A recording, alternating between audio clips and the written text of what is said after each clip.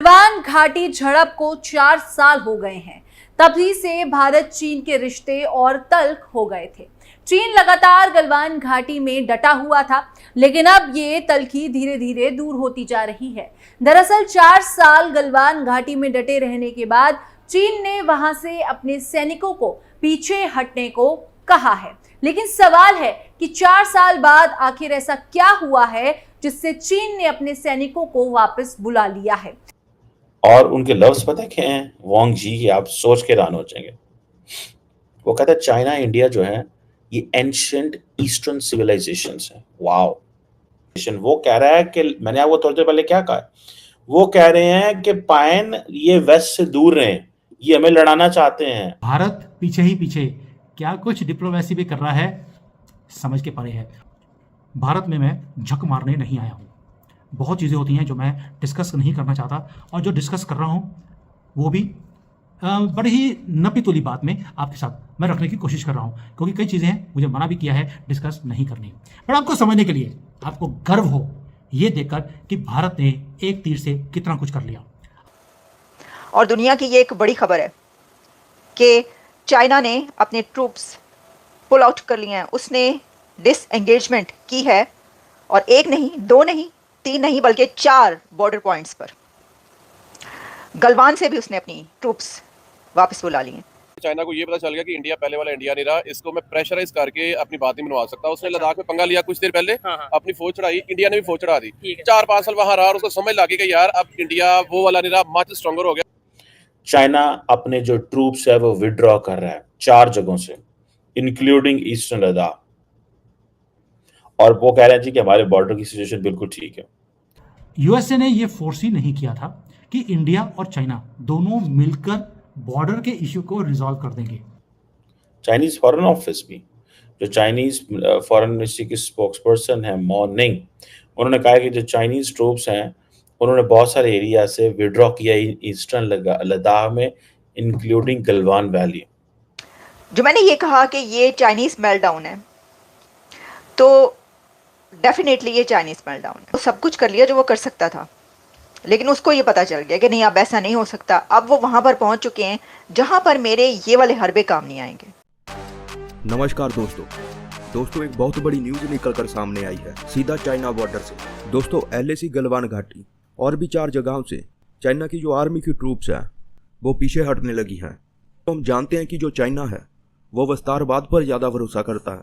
मतलब उसकी जो आइडियोलॉजी रही है वो दूसरे देशों की ज़मीन को हथियाने की रही है, लेकिन इंडियन आर्मी के सामने वो कभी भी सफल नहीं हो पाया है। आप जानते हैं कि जब भी हमारी चाइना की आर्मी से भिड़ंत होती है तो इंडियन आर्मी उन्हें कैसे धोती है, लेकिन इस बार वो धुलाई से बच गए क्योंकि वो खुद व खुद ही पीछे हट चुके हैं। दोस्तों, डॉक्टर एस जयशंकर सर जनेवा में है। वहाँ उन्होंने कॉन्फ्रेंस मीटिंग में बोला है कि चाइना के साथ हमारे 75% मसले जो है वो हल हो चुके हैं। दोस्तों, ये काफ़ी अच्छी बात है क्योंकि दोनों कंट्रीज़ जो हैं वो एशिया की सबसे बड़ी कंट्रीज़ हैं।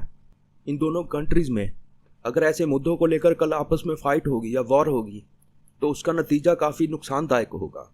लेकिन अगर ये दोनों कंट्रीज़ डायलॉग के ज़रिए अपने मसले हल कर रही हैं तो ये बहुत ही बढ़िया बात है, और ये इकोनॉमी लेवल पर भी दोनों कंट्रीज़ के लिए काफ़ी हेल्पफुल होगा और इसका फ़ायदा दोनों कंट्रीज़ को मिलेगा।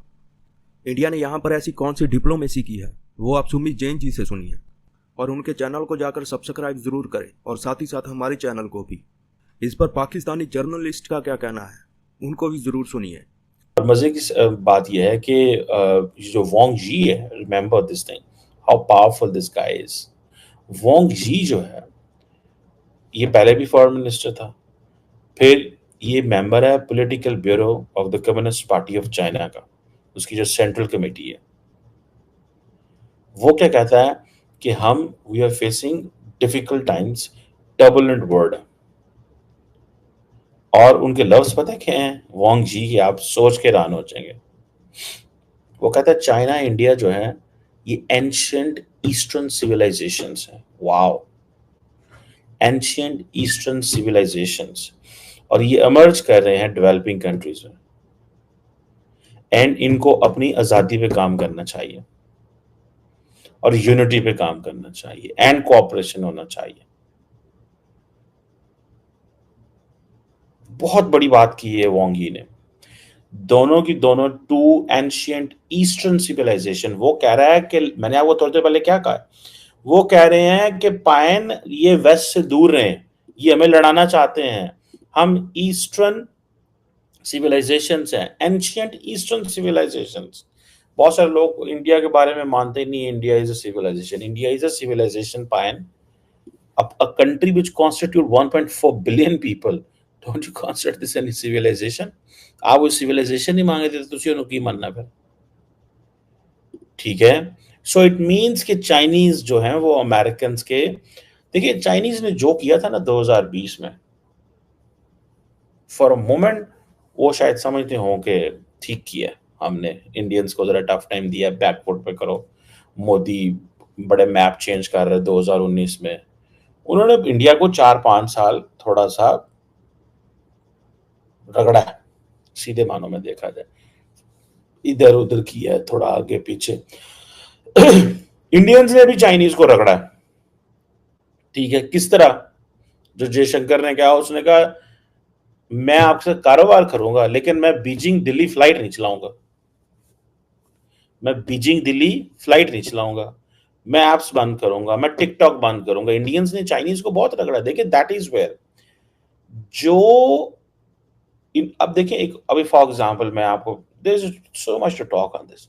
अब इमेजिन करें कि चाइनीज जो है उनके लिए वो सारी की सारी वेस्टर्न वर्ल्ड में जाना चाहते हैं, अमेरिका यूरोप में घुसना चाहते हैं। For what?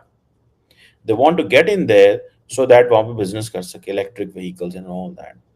आप इमेजिन कर सकते हैं कि जो चाइनीज हैं वो समझते हैं कि इंडिया भी तुम्हारे लिए उतनी बड़ी मार्केट है। ओ भाई, you have to explore the market and the market is there in your neighbourhood. ये बात तो पाकिस्तानियों को समझ नहीं आती कि चाइनीज एंशिएंट ईस्टर्न सिविलाइजेशन कहते हैं, डेवलपिंग वर्ल्ड कह रहा है हमें इंडिपेंडेंस की तरफ जाना चाहिए, वो इंडिया को कह रहे हैं इंडिपेंडेंट हो जाओ, अमेरिका के थले न लगो। This is what they are saying. कि जो दोवल की मीटिंग हुई है वांग जी के साथ, ठीक है, ये बड़ी इंपॉर्टेंट मीटिंग है भाई। ये एक, इसका मतलब ये है फॉर अ मोमेंट इंडिया के डिफेंस एक्सपेंसेस कम हो सकते हैं लेकिन they can't trust China. China ये भी नहीं चाहता कि उसका बिजनेस इंडिया के साथ खराब हो। उसकी जो कोशिशें थी, ये जो सारी हमें जो वहाँ पर हुआ 2020 में गलवान क्लैश और जो भी सिलसिला चलता रहा चाइना और इंडिया के बीच, लद्दाख और जो वो सब, चाइना कोशिशें कर रहा था कि उसके सामने जो इस वक्त एक बड़ी ताकत आ रही है, उस ताकत को वो हरा दे, डरा कर, धमका कर, इस तरह की चीज़ें करके। और ये चाइना का एक वतीरा रहा है, ये ऐसा नहीं है कि ये पहली बार उसने किया हो। अभी भी ये कैमोफ्लेज है या उसने वाकई ऐसा करके जो है वो दिखाया है या उसको मजबूरन करना पड़ गया है, ये हमें आइंदा आने वाले फ्यूचर में पता चलेगा। लेकिन अभी हम इसी पे रहते हैं। तो चाइना ने वो सब कुछ कर लिया जो वो कर सकता था, लेकिन उसको ये पता चल गया कि नहीं, अब ऐसा नहीं हो सकता। अब वो वहाँ पर पहुँच चुके हैं जहाँ पर मेरे ये वाले हरबे काम नहीं आएंगे। और चीन को ये भी पता है कि अगर सिर्फ ये जो एंगेजमेंट थी बॉर्डर्स पर या जो कुछ उसने किया था, अग्रेशन जो भी था, ये थोड़ा आगे बढ़ेगा, जंग होगी, तो सिर्फ भारत का नहीं बल्कि चीन का भी बहुत बड़ा नुकसान होगा। वो ये भी जानता था कि अगर भारत पीछे जाएगा तो वो भी, चीन तो अब भारत से आगे है ना, तो वो तो फिर और पिछले नंबर पर आ जाएगा, वो भी तो आएगा। उसको ये भी पता था। जंग भी उसने फुल फ्लैज कोई जंग भी नहीं करनी थी, लेकिन चीन की जो कोशिशें थी वो ये थी कि ये सब एक्टिविटीज़ करके वो इंडिया को जो है वो उस पॉइंट पर ले जाए जहाँ पे इंडिया कहे कि चलो ठीक है, देखो तुम इस तरह ना करो, चलो हम तुम्हें जो है वो क्या चाहिए बताओ, और हम इस तरफ से हट जाते हैं, हम इनसे अपनी एंगेजमेंट कम कर देते हैं, चले हम जो है रशिया के साथ जो है वो ये कर लेते हैं, चले हम वगैरह वगैरह, इस तरह की चीज़ें जो है ना वो थोड़ा सा ज़रा डरा धमका कर। वो चाइना नहीं कर पाया। ये चाइना ने घुटने टेके हैं इंडिया की डिप्लोमेसी के सामने। फौज के सामने घुटने टेकना इतना मुश्किल नहीं होता जितना डिप्लोमेसी अपने सामने मिलिट्री को, किसी मुल्क को, अपने से बड़ी इकॉनमी को घुटने टेकने पर मजबूर कर दे। वो डिप्लोमेसी ज़्यादा बड़ी होती है जंग की निस्बत। बात याद रखिएगा, ये भारत की डिप्लोमेसी है। आपको मालूम है कि अजीत डोभाल कहाँ गए हैं? रशिया में बैठे हैं अपने मिस्टर पुतिन के सामने। और वो फोटो, कई बार फोटो ऑप्स जो होते हैं वो ही ज़बरदस्त होते हैं। और सभी के सभी जितने भी नैरेटिव्स थे वो तोड़कर डस्टबिन में फेंक दिए मोदी जी ने। ये मास्टर स्ट्रोक है जो भारत ने प्ले किया ग्लोबल जियोपॉलिटिकल स्टेज के ऊपर, जहां पर हमने चैलेंज किया यूएसए को, यूएसए के जो इंटरेस्ट है भारत के अंदर गवर्नमेंट को गिराने के लिए, और साथ में एक लेसन भी हमने दे दिया राहुल गांधी को, लिब्रांडों को, सपोर्टर्स को, कबाल को, डीप स्टेट को, चाइना को, पाकिस्तान को, बांग्लादेश को। क्या आपने कभी भी जियोपॉलिटिक्स के अंदर एक तीर के साथ सारा कुछ टूटता हुआ बिखरता हुआ कभी देखा है आपने? ये है मोदी। अब बिहाइंड द सीन्स की थोड़ी सी बात करते हैं। आपको मालूम है कुछ दिन पहले एक वीडियो वायरल हुआ, वैसे तो 2-3 दिन पहले हुआ है, कि एनएसए अजीत डोभाल बैठे हैं पुतिन के सामने, और वहां पर पुतिन साहब को जो बताया गया है वो ये है कि इंडिया ने एक पीस प्लान वो सामने रखा है रशिया और यूक्रेन कॉन्फ्लिक्ट के लिए। अब बड़ा ही अच्छा लगता है देखने के लिए कि भाई एक भारत ने अपने कंट्री से बाहर जाकर एक स्ट्रेटेजी वो रखी है पुतिन के सामने और ज़ेलेंस्की के सामने। इसको बोलते हैं पब्लिक डिप्लोमेसी। बट जो रियल गेम है वो सीन के पीछे होती है, पर्दे के सामने नहीं आती है। मेजर डेवलपमेंट क्या हुआ इस मीटिंग के इमीडिएटली बाद? इंडिया और चाइना दोनों ने अनाउंस किया कि भाई हमारी जो बायलैटरल रिलेशंस हैं वो इम्प्रूव होने शुरू हो गए। भाई अजीत डोभाल जी रशिया में मीटिंग करते हैं और चाइना की पैंट गीली हो गई और अमेरिका की पीली हो गई। वो कैसे? मेरी जो सोर्सेज हैं वो मुझे बताते हैं कि जो डिप्लोमेट्स हैं इंडिया में, चाइना में, रशिया में, उन्होंने क्या बोलते हो, वो डिस्कस कर रहे हैं इन डेप्थ कि अब हम यूएसए का जो प्लान है भारत में गंद डालने का, कि जैसे बांग्लादेश को इन्होंने गंद डाला वैसे ही भारत में गंद डालना चाहते हैं रशिया, चाइना और इंडिया, तीनों मिलकर अब प्लान कर रहे हैं इसकी दादागिरी और इसके प्लान्स को ध्वस्त करने के लिए। अब यूएसए का आप सोचेंगे कि प्लान क्या है। एक तो वहां पे जिहादियों की जो इन्होंने गवर्नमेंट बैठा दी वो है भारत को तंग करने के लिए। दूसरा वहां पर एक जो Russia China Christians dominated region ये वहां पर बांग्लादेश में क्रिएट करना चाहते थे, उसको रोकने का अब प्लान आ गया है। अब भारत भी और चाइना भी दोनों इसे एक थ्रेट की तरह देखते हैं कि यहाँ पर अगर एक आइलैंड के ऊपर क्रिश्चियन डोमिनेटेड रीजन होगा, यूएसए के कंट्रोल में होगा, तो ना तो चाइना पसंद करेगा और ना ही भारत। मुझे लगता है कि अमेरिका को लगता था कि भाई मोदी जी वीक हो गए हैं, थोड़ी सी हम दिखा दें। अब जो एक अमेरिका का मिस कैलकुलेशन था बांग्लादेश को लेकर, उन्हें लगा छोटी सी कंट्री है मेरे कब्जे में आ जाएगी। बट ये जो पूरी गेम है उसका ये सिर्फ एक लेयर है। अब क्रक्स क्या है, यानी कि डीप में क्या हो रहा है? जो यूएसए है वो क्वाइटली चुपके से राहुल गांधी को सपोर्ट करता जा रहा है और उसे दिखा रहे हैं कि ये एक मोदी जी का ऑल्टरनेट है और ये एक कंसर्निंग मैटर है। इसीलिए हमने क्या किया, पूरे अमेरिका को ही शेयर कर दिया मोदी जी की ट्रिप के साथ, और ट्रिप से पहले अजीत डोभाल जी को बैठा दिया पुतिन के सामने। सोच के देखिए, पुतिन के बाद अगर कहीं शी जिनपिंग के पास डोभाल जी पहुंच गए, मुझे लगता है कि जो पाकिस्तान है उन्होंने सारी कंट्री ने 25 के 25 करोड़ जिहादियों ने खुद ही कब्र खोद कर खुद ही अपने आप को बीच में दफन भी कर देना है। और आपको जो उनका मुनीर है, आसिफ मुनीर, वो आपको वही हीरा मंडी जहाँ पर ही पैदा होते सारे, वहाँ पर नाचता हुआ दिखाई देगा। ये है मोदी जी की डिप्लोमेसी। एक तीर और सारा कबाल, सारा कुछ तोड़कर फेंक दिया। ये ऐसा एक गेम है जो अमेरिका सोच नहीं सकता, और पीस प्लान भी हमने रखा पुतिन के सामने। अमेरिका नहीं चाहता कि ये युद्ध रुके और हम युद्ध रुकवाने में लगे हुए हैं। मैंने 2 हफ्ते पहले एक वीडियो बनाया था जिसमें मैंने बोला था कि मोदी जी, अगर आपने रशिया और यूक्रेन की वॉर रोक दी, दुनिया आपको सलाम करेगी, लेकिन साथ में आपको भी युद्ध करना पड़ेगा। नोबेल प्राइज युद्ध जीतने पे मिलता है, युद्ध रोकने पर नहीं मिलता। और सबसे बड़ा सरप्राइजिंग क्या था कि जो इंडियन डिप्लोमेट्स हैं वो कांटेक्ट में हैं यूएस ऑफिशियल्स के भी about this plan, Russia also, और वो बाइडेन एडमिनिस्ट्रेशन को फोर्स कर रहे हैं ये डिस्कशंस करने के लिए। वो क्यों? बिकॉज यूएस प्रेसिडेंशियल इलेक्शंस आ रहे हैं।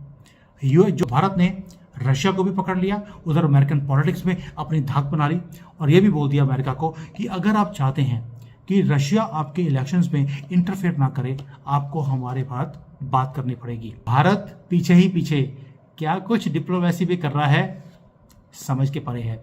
और जियोपॉलिटिकल गेम के अंदर ये इतना सिग्निफिकेंट एलिवेशन है, हमारा स्टेटस दुनिया में बढ़ने वाला है जियोपॉलिटिक्स के अंदर। ये बातें अब आप सोचेंगे यार तन्नू कितना पता है। दोस्तों, भारत में मैं झक मारने नहीं आया हूँ।